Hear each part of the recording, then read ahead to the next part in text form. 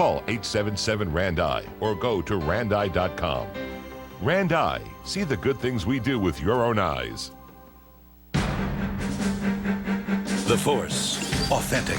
Oh, I think we're kicking a few G's here. I can't feel my face, I'm numb. The sensation, real. I can't lift my hands. Is there still gravity? The experience, unbelievable.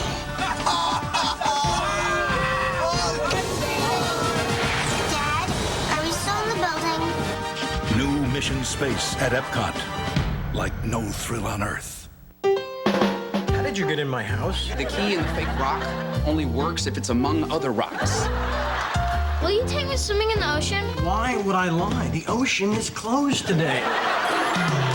I'll see you and raise you 20. How about it, Mighty Mouse? I think he's got you, pal. He's bluffing. He always pulls his ear when he bluffs. Take him down. 2.5 Men. What's going on here? I'm out. A new comedy coming this fall to CBS Mondays after Everybody Loves Raymond. Just a few short days, 1,100 Hondas, only one dealer, Rick Case. The race is on to beat our own world record. And this week, we'll do whatever it takes. Over 2,000 available. New Hondas, just $89 a month. During this clearance sale, save thousands. 0% for 60 months. Pay nothing till next year. Get a $1,000 shopping spree at J.R. Dunn Jewelers or City Furniture. Stop by, get 2 free Expo tickets, $100 value. The race is on. Clearance sale this week at Rick Case Honda, I-75 at Griffin. That's our news for now. Thanks for joining us. We'll see you back here at 11. Now here's the CBS Evening News. Good night. Tonight's headlines. Blackout zone struggles to recover. Investigators work on meltdown puzzle. Latest enemy tactic in Iraq, sabotage. New lead in search for West Virginia sniper. Also tonight, caught on tape, a Baylor coach tries to save his career by portraying Patrick Dennehy as a drug dealer. Eye on America, food from cloned animals going to waste while the government decides whether it's safe. And everybody has a story. What? How do you rein in a free spirit? Stay tuned.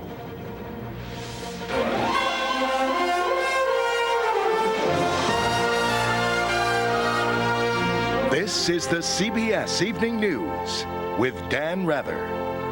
And good evening. Dan is off tonight. I'm John Roberts. The Northeast and the Midwest are back in the 21st century with electricity and everything that runs on it. But 4 days after the blackout of 2003 struck 8 states and parts of Canada, investigators are still in the dark about what caused it, which means it could happen again. And electricity supplies remain tight, so everyone in the blackout zone is being asked to take it easy and conserve. We begin our coverage tonight with correspondent Jim Axelrod. Not every place hit by the blackout is out of the woods yet. In Ontario, Canada, it may be the end of the week before power capacity returns to normal. The province's premier is asking for people to cut back on power use. The weather forecasts for later this week, particularly when you get into Wednesday and Thursday, are considerably hotter than they are today. And that will be even a bigger challenge. There is still a boil water alert in some parts of Ohio, near Cleveland. And some of the beaches are still closed because the power outage caused untreated raw sewage to be released into Lake Erie. The mayor will ask the federal government to cover the costs of police, fire, and utility worker overtime last week. That will cover some of the overtime costs, the protection of health and safety that was required. $15,000 to $20,000. Just at this one store? That's right. In New York, rotting foods being trashed, health inspectors are swarming, and doctors are seeing a spike in upset stomachs. With electricity out and food spoiling, people eating the rotten food and either coming in with either some vomiting or some diarrhea. But the hardest working folks trying to clean up after the blackout may be those returning all those bags trapped in security scanners at the city airports when the power went out. All in all, though, it was a normal Monday morning for the city's 5 million subway riders. Same with the suburban commuters. So far, so good. It feels great to be air conditioners working, trains are on time, everything's going well. Rarely has the mundane been so marvelous. Everything's back to normal. And the feeling pervading the city is, been there, done that. I survived the blackout, 2003 right here. Check them out, y'all. Got the t-shirt. Don't get caught in the next one. Who's next? Who needs Of help? course, before anybody breaks their arm patting themselves on the back here in New York City, they may want to wait until week's end. It was in the mid to high 70s today, but it's expected to warm to the mid to high 80s as the week wears on, and that is when the system will truly be tested. John? Jimmy Axelrod reporting tonight. Jimmy, thanks.